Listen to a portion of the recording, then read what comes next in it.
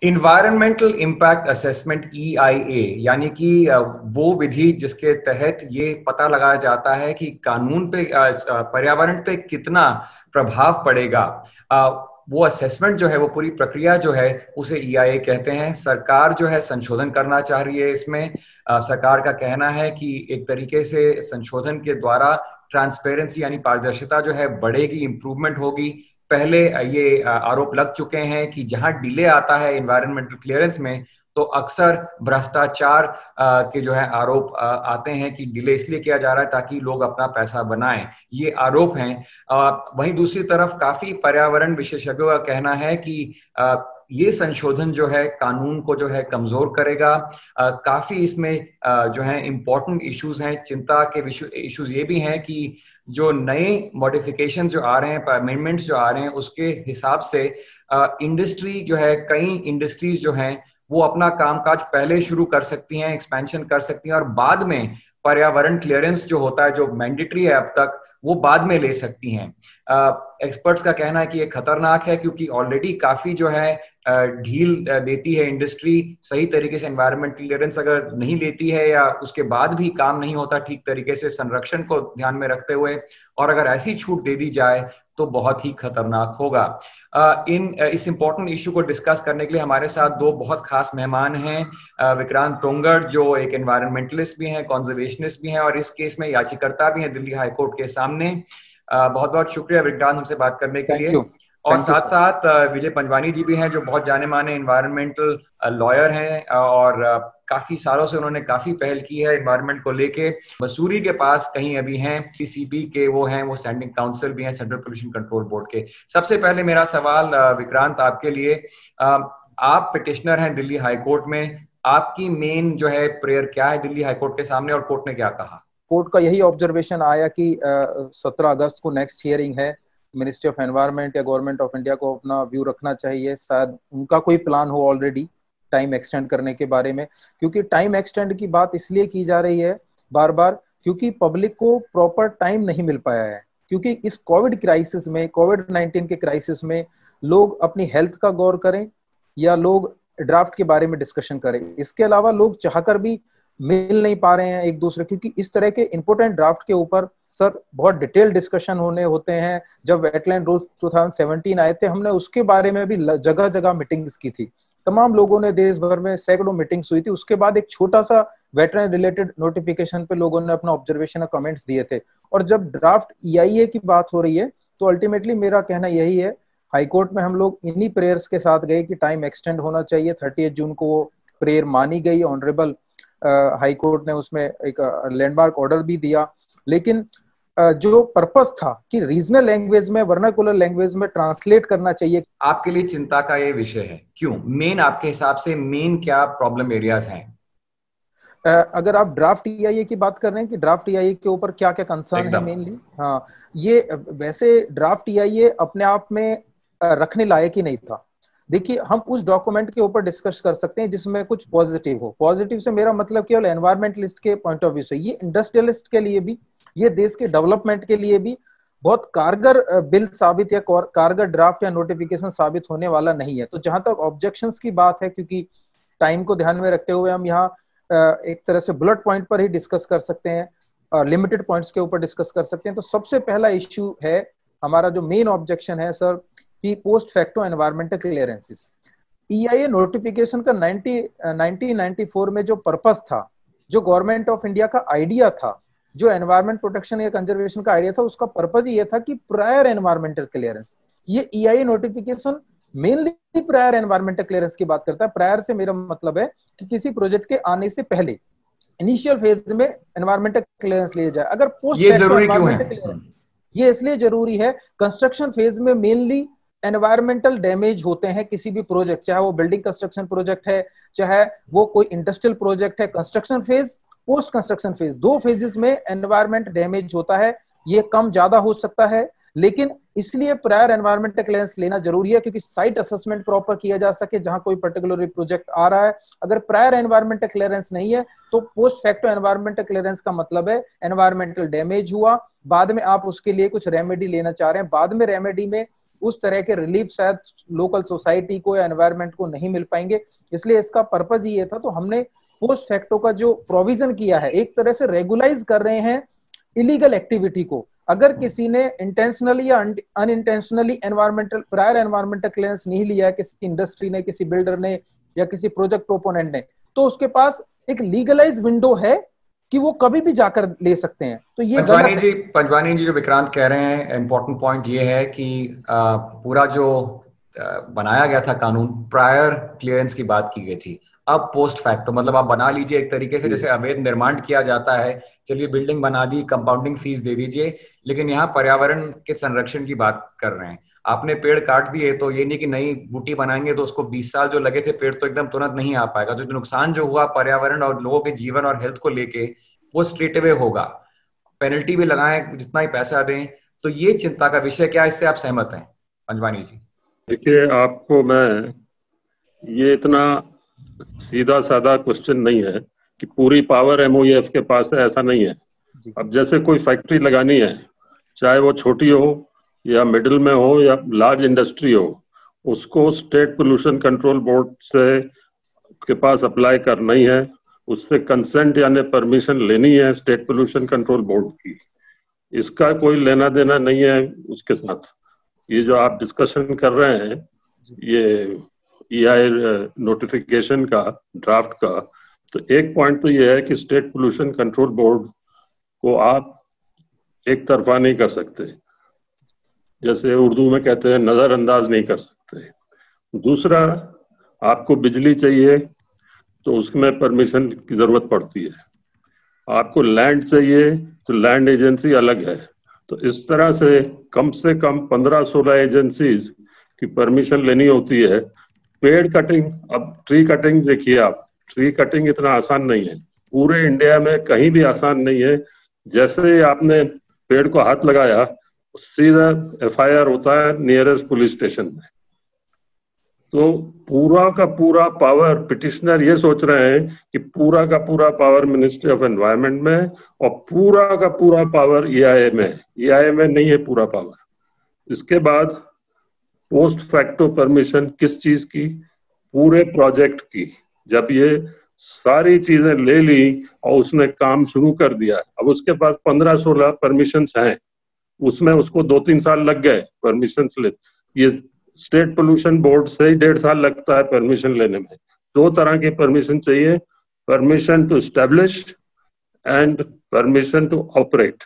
तो ऑपरेट तो बहुत दूर की बात है, परमिशन टू एस्टेब्लिश उसमें इतने सारे पॉइंट्स हैं कि आपका जो 90% EI नोटिफिकेशन उसमें कवर हो जाता है। तो ये जो ड्राफ्ट आ रहा है और जो पोस्ट फैक्टो की बात है, ये मुझे डरा नहीं रहा, क्योंकि as CPCB I can enter at any time and stop the work कि तुमने मुझसे परमिशन नहीं ली है, ये काम रोक दो।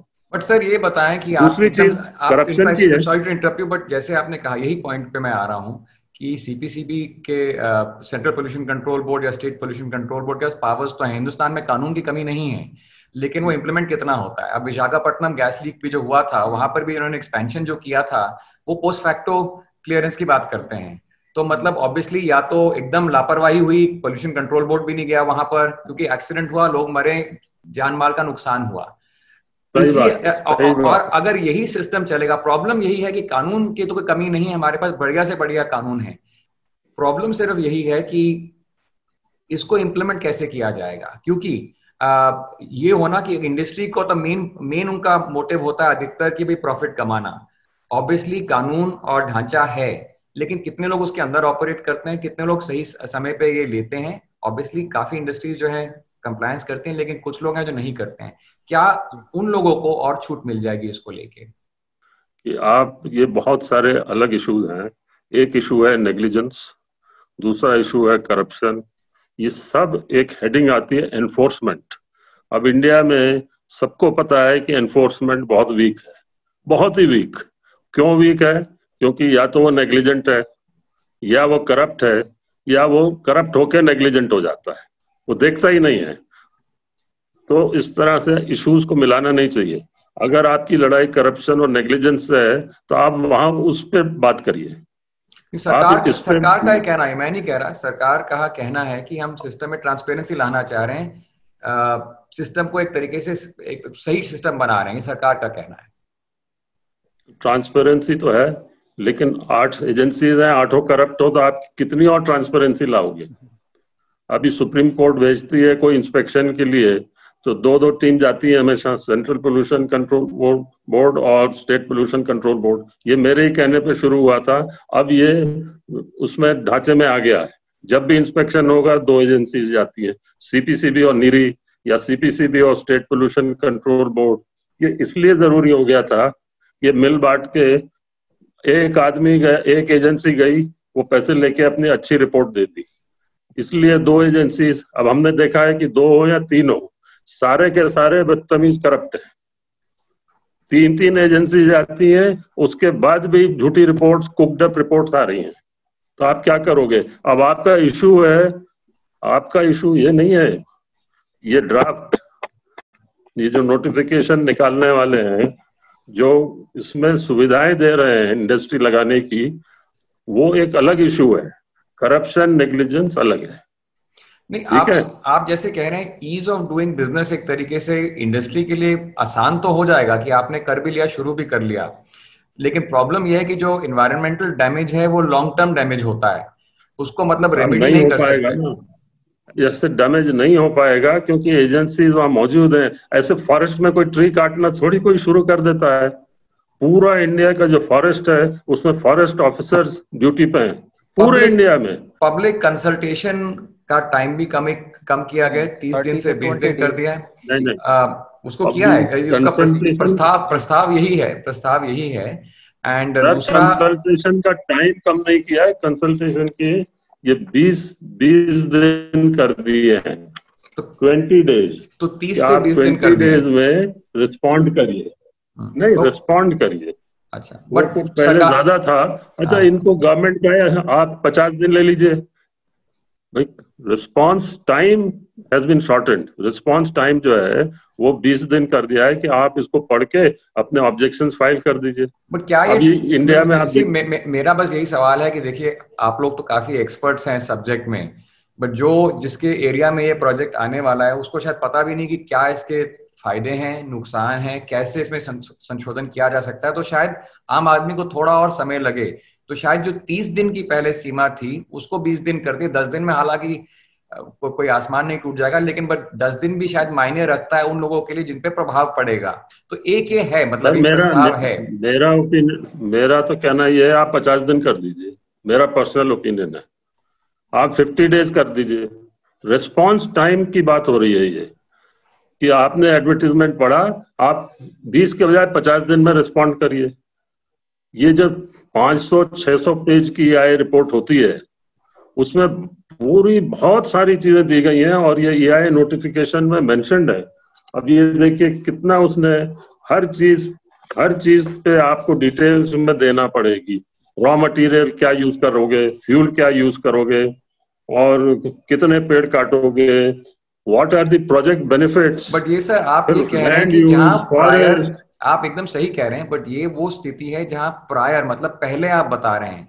एक बार मतलब किसी ने अपना, जैसे इंडस्ट्री एक्सपेंशन की भी बात की जाती है, 25% अगर कोई इंडस्ट्री बनी है उसका 25% वो एक्सपैंड कर सकते हैं अगर ये चेंजेस जो आए जाएंगे।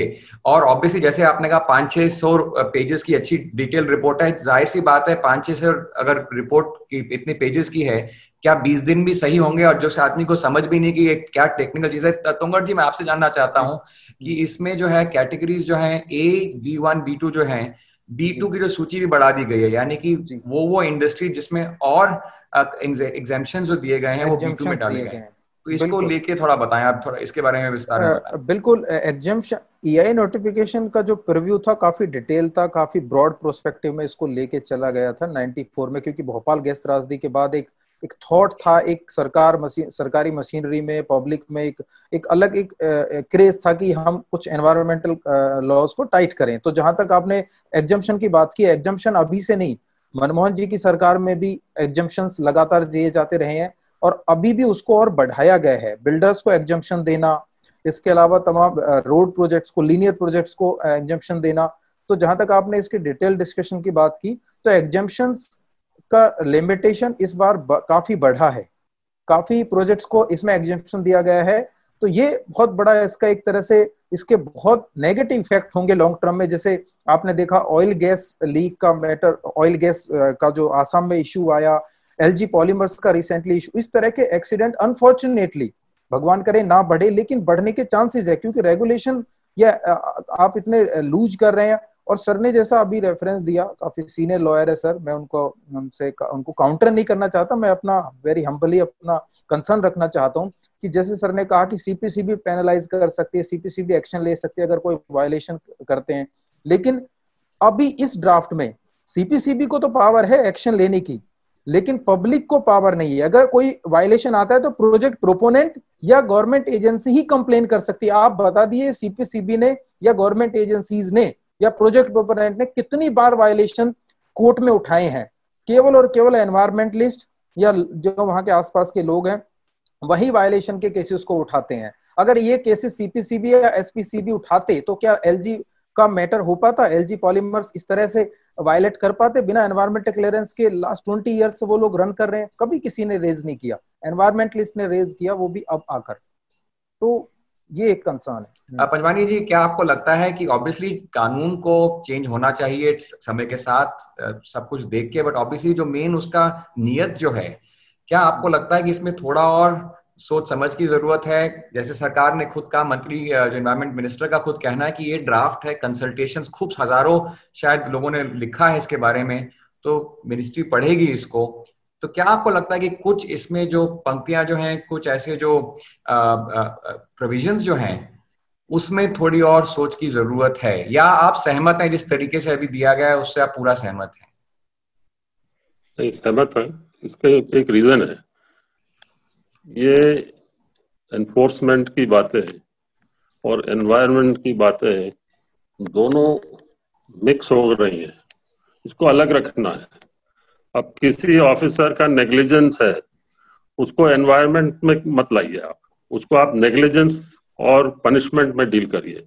जैसे जो इंजीनियर्स वहां थे एलजीओ के फैक्ट्री में, उन्होंने 4 महीने बाद ये जो रॉ मटेरियल है गैस, उसको यूज किया, उसके कोई टेस्ट नहीं कराई, उसको यूज किया, और उस वक्त जो प्रेजेंस इंजीनियर का होता है, उसका एक्सपीरियंस, उसकी क्वालिफिकेशंस और बहुत सी चीजें इन्वॉल्व रहती हैं। जैसे उसको महसूस हुआ कि कुछ हो रहा है, मीटर दिखा रहे हैं, घूम रहे हैं, उसको वहीं के वहीं बंद कर देना था एलजी में। उसने नहीं किया, उसने चलने दिया। ये रिपोर्ट्स मीडिया में आ चुकी हैं कि वहां जो 2-3 इंजीनियर्स थे, उन्होंने लीक होने दिया, उन्होंने कहा हवा में जा रहा है, इसको हम लोग टेक्निकल वर्ड में कहते हैं डिस्पर्सल। अब ये डिस्पर्सल हो रहा है तो किसी को कुछ तकलीफ नहीं होगी, लेकिन इतना वॉल्यूम लीक हो गया कि तकलीफ हुई, 12-13 लोग मर गए, 1000 लोग इंजर्ड हो गए। इसके बाद देखिए, अब इसके बाद विक्रांत जी सुन रहे हैं? जी हाँ, इसके बाद इमीडिएटली उन ऑफिसर्स को, जो इंजीनियर्स वहां थे, उनको अरेस्ट करना था और अरेस्ट करके जुडिशियल कस्टडी में भेजना था, और यहाँ इन्वेस्टिगेशन होनी थी एविडेंस की। पूरा जो प्रोसीजर है वो एविडेंस, उसको रिकॉर्ड करना था। ये कुछ भी नहीं हुआ। जी हाँ। अब इसमें दूसरी चीजें नहीं लाइए आप, ये नेग्लिजेंस है, इसको आप क्रिमिनल प्रोसीडिंग्स बना के ही डील कर सकते हैं, और नेग्लिजेंस और करप्शन, इसको हम मिक्स नहीं करें। दूसरी बात, ये जो बायोडाइवर्सिटी है, अब मैं थोड़ा सा आपको ले जाऊं कि मैं क्या सोचता हूं। ये पूरी जो बायोडाइवर्सिटी है, इकोसिस्टम है, ये चलता रहेगा। इसमें आपका और मेरा हो नहीं हो कोई फर्क नहीं पड़ता, हो तो ही फर्क पड़ेगा, उसको डैमेज ही करोगे आप। Biodiversity on its own can survive, it does not need human beings. Human beings need biodiversity. Biodiversity का मतलब है पेड़ पौधे, पानी, हवा, सॉइल, ये सब चीजें ह्यूमन बींग को जरूरत पड़ती है। माइनिंग में आपको चाहिए, अब बायोडाइवर्सिटी को जिंदा रहने के लिए माइनिंग की जरूरत नहीं पड़ती है। आपको चाहिए एल्यूमिनियम, आप खोद रहे हो, तो ये एनवायरमेंटल इश्यूज हैं। दूसरा इशू ये है, ये जो ड्राफ्ट नोटिफिकेशन है और ये जो रिपोर्ट लिखते हैं, इसमें आप देखिए कि डैमेज कितना कर रहा है। असेसमेंट करना बहुत जरूरी है। अगर थोड़ा डैमेज है, रिन्यूएबल है, उसको फिर ठीक कर सकते हैं तो एक बात है, लेकिन डैमेज इतना ज्यादा हो जाए कि आप वो पानी नहीं यूज कर सकते, आपके पेड़ ऐसे इतने हजारों में काट दे कि आपके पास लैंड ही नहीं है फिर से लगाने का कॉम्पनसेटरी, जो फॉरेस्टेशन बोलते हैं कि साहब आप एक के बजाय 10 पेड़ लगाओ, आपका लैंड कहाँ है।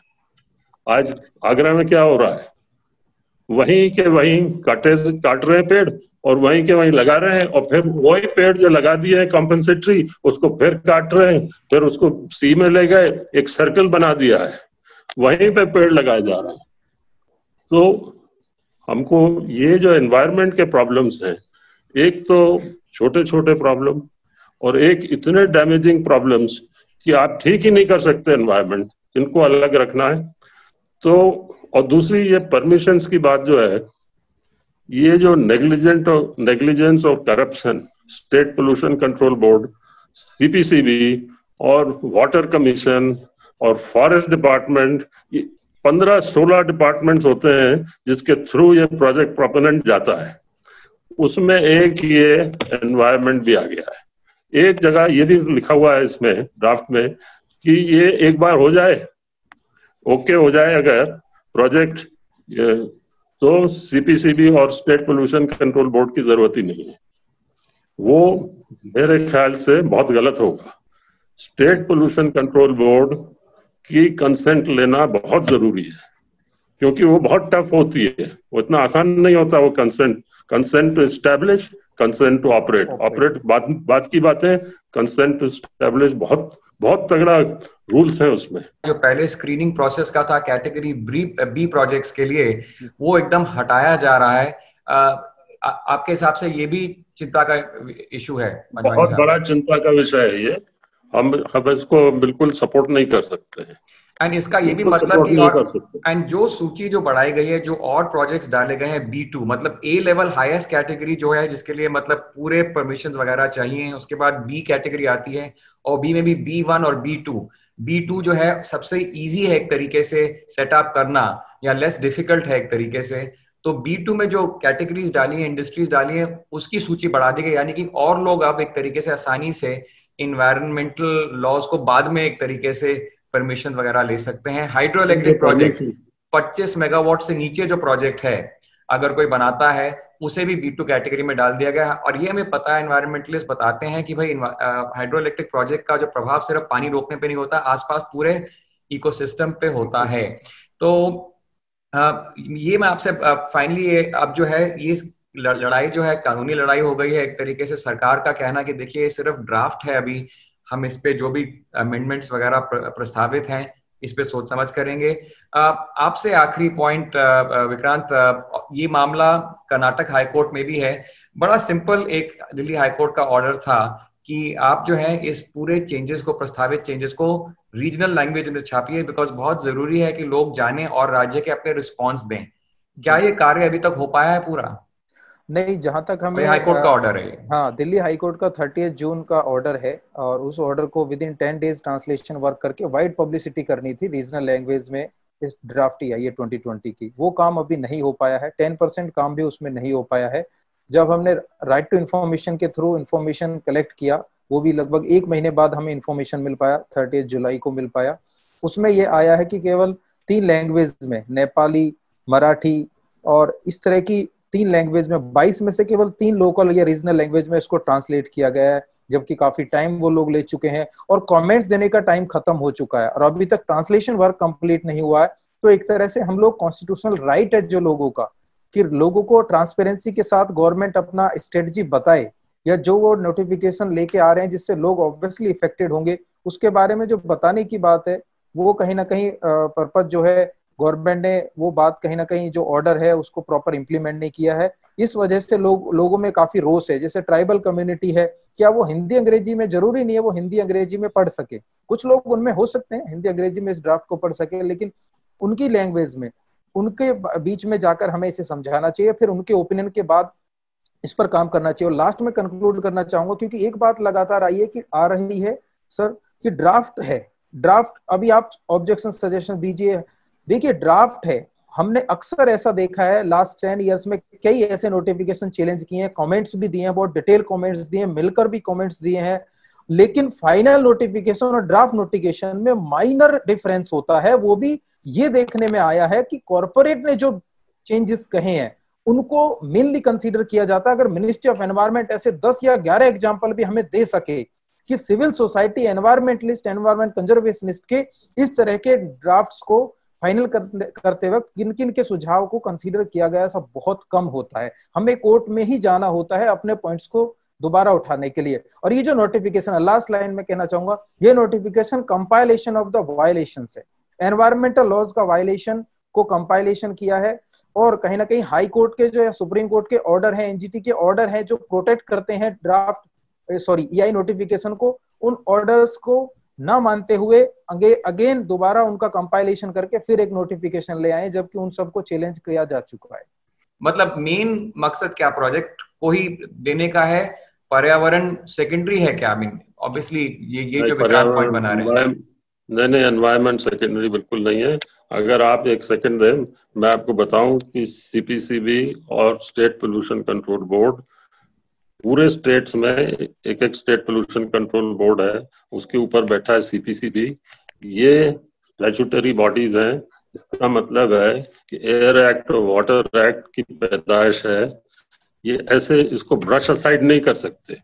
ये जो ड्राफ्ट नोटिफिकेशन है, अगर ये कह रहा है, जो कि कह रहा है कि कोई परमिशन लेने की जरूरत नहीं है स्टेट बोर्ड से, ये गलत है, क्योंकि ये ऑटोनोमस बॉडी है, स्टैट्यूटरी बॉडी है, ये गवर्नमेंट से अलग हटके है।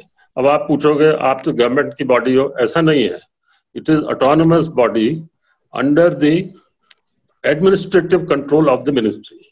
बाकी हमारे सारे फंक्शंस और राइट्स स्टैट्यूट यानी एक्ट में दिए गए हैं। एयर एक्ट और वाटर एक्ट और एनवायरनमेंट एक्ट, तीनों में हमारे फंक्शंस, ड्यूटीज, रिस्पॉन्सिबिलिटीज दी गई हैं। ये नहीं है कि हम कोई वो नहीं है, मोहरे नहीं है सरकार के, हमारे अपने राइट्स हैं, रिस्पॉन्सिबिलिटीज हैं। और अगर हमारे ऑफिसर्स नेग्लिजेंट हैं तो उस पर हम एक्शन लेते हैं।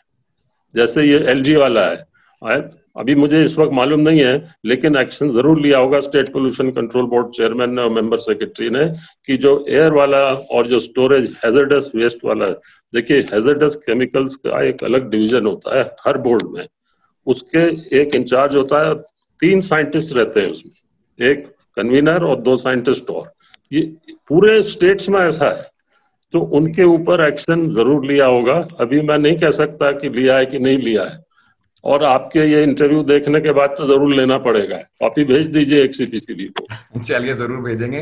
बट ये भी तो पॉइंट है कि जहां तक स्टेट अप्रेजल कमिटीज जो हैं, अब सेंटर का ज्यादा रोल होगा in terms of forming that. Centres खुद अब डिसाइड करेगी। और ये भी पॉइंट स्टेट्स का उभर के आ रहा है कि भाई एक तरीके से जो फेडरल स्ट्रक्चर है, जो कुछ पावर स्टेट के पास थी, क्या वो पावर्स भी अब एक तरीके से जा रही हैं स्टेट की? मतलब सेंट्रल जो है डायरेक्ट अगर अप्रेजल कमिटीज जो हैं स्टेट्स की अगर ये गठित कर सकता है, तो इसमें फिर स्टेट का कितना पावर रहा, सेंटर का कितना रहा? सही बोल रहे हो आप, ये बिल्कुल सही बोल रहे हो। ये समझ रहे हैं कि पूरा हिंदुस्तान इनका है, ऐसा नहीं है। पूरा हिंदुस्तान एमओएफ का नहीं है। हर स्टेट में स्टेट पोल्यूशन कंट्रोल बोर्ड है और 14-15 और एजेंसीज हैं जो स्टेट गवर्नमेंट में ही आती हैं। उसकी सब पावर लेके आप ये कहो कि ये मैं इसको अलाउ करूंगा, इसको नहीं अलाउ करूंगा, ऐसा नहीं हो सकता। ये पॉइंट पता नहीं विक्रांत जी ने उठाया है कि नहीं, क्योंकि state powers, union list, state list, concurrent list, residual list, ये सब चीजें देखनी पड़ेंगी। तो अभी तो खैर ट्रांसलेशन पे हैं, विक्रांत जी ट्रांसलेट करा रहे हैं। पता नहीं 17-18 लैंग्वेजेस हैं इंडिया में, तो 2 में इंग्लिश हिंदी में तो होता ही है जी। उसके बाद ये 16 लैंग्वेजेस और हैं, उसमें ट्रांसलेशन होगा इनका, तो उसमें टाइम लगेगा जी। बट इसको लेके आप भी चिंतित हैं कि अभी जो प्रस्ताव जो है वो सीधे अब सेंटर जो है जब स्टेट्स की जो कमिटीज जो है अप्रेजल कमिटीज में अगर डायरेक्टली अपॉइंटमेंट कर सकता है तो अकॉर्डिंग टू यू एक चिंता का विषय है पंजवानी साहब। ये हो नहीं पाएगा, प्रस्ताव तो है, प्रस्ताव तो है। क्योंकि आप देखिए ना, ये जब सबसे पहले वाटर एक्ट बना 1974 में, तो मिसेस गांधी गई थी वहां 73 में स्टॉकहोम, तो वहां से कुछ सीख के आई, तो उन्होंने कहा पार्लियामेंट में बिल पास करा दिया। उसके बाद वो बिल 6 स्टेट्स में भेजना पड़ा। वो कॉन्स्टिट्यूशनल अमेंडमेंट नहीं था, सिर्फ बिल था वाटर एक्ट, क्योंकि ये वाटर एयर ये सब स्टेट सब्जेक्ट भी है, तो ये भेजना पड़ा था। आप देख लीजिए, पहले ही पेज में लिखा हुआ है वाटर एक्ट में दैट दीज 6 स्टेट्स हैड ओकेड। तो ये जो है ना, ये परमिशन आपने जैसे आप कह रहे हैं कि कुछ चीजें होंगी कुछ चीजें नहीं होंगी, बट जैसे आप बोथ ने आई थिंक ये कहा कि इम्पोर्टेंट पॉइंट जरूर है। पंजवानी साहब ने भी कहा कि इस ढांचे में जो है कुछ चीजों से वो भी सहमत नहीं है, कुछ चीजों से सहमत हैं। तो जाहिर सी बात है कंसल्टेटिव प्रोसेस है, लेकिन काफी विवाद बना हुआ इस पूरे मुद्दे को लेके। तो बहुत बहुत शुक्रिया विजय पंजवानी जी और विक्रांत तोंगड़ हमसे बात करने के लिए। एक बहुत ही इम्पोर्टेंट इशू पे, एनवायरमेंटल इम्पैक्ट असेसमेंट ड्राफ्ट जो है प्रस्तावित चेंजेस का, उसके ऊपर एक इम्पोर्टेंट चेंज जो है जो कानून एनवायरमेंटल कानून को लेके है। सरकार का कहना है कि प्रस्तावित चेंजेस से जो है कानून मजबूत होगा, एनवायरमेंट की संरक्षण की जाएगी। वहीं दूसरी तरफ दोनों विजय पंजवानी जी और विक्रांत तोंगड़ इस बात से तो सहमत हैं कि कुछ ऐसे उसमें प्रावधान हैं जिससे वो दोनों सहमत नहीं है, जो उनके हिसाब से सही नहीं है। पंजवानी जी का कहना है कि कुछ जो चेंजेस प्रस्तावित हैं उससे कानून जरूर मजबूत जरूर होगा और ट्रांसपेरेंसी भी आएगी, लेकिन उनका भी कहना है कि वाकई इस कई ऐसी चीजें हैं जो एकदम उससे भी वो सहमत नहीं है। विक्रांत तोंगड़ का कहना है कि ये पूरा जो है नए प्रस्ताव जो हैं, ये सारे प्रस्ताव जो हैं एक तरीके से कानून, पर्यावरण के कानून को जो है कमजोर किए जाएंगे अगर इन प्रस्तावित चेंजेस को अडॉप्ट किया जाएगा। तो बहस जारी है। सरकार का कहना है कि काफी उनको जो है रिएक्शंस मिले हैं लोगों के, पब्लिक के, वो सारा वो पढ़ेगी और उसके बाद जो है फाइनल कोई ड्राफ्ट निकाल के आएगी। क्या रुख रवैया होगा, क्या उसका चेहरा होगा, ये सिर्फ इंतजार करके देखना होगा। मीनवाइल ये मामला जो है हाई कोर्ट्स में भी है और पार्लियामेंट स्टैंडिंग कमेटी भी जो है इस पूरे मामले को संज्ञान में उन्होंने रखा हुआ है। बहुत बहुत शुक्रिया।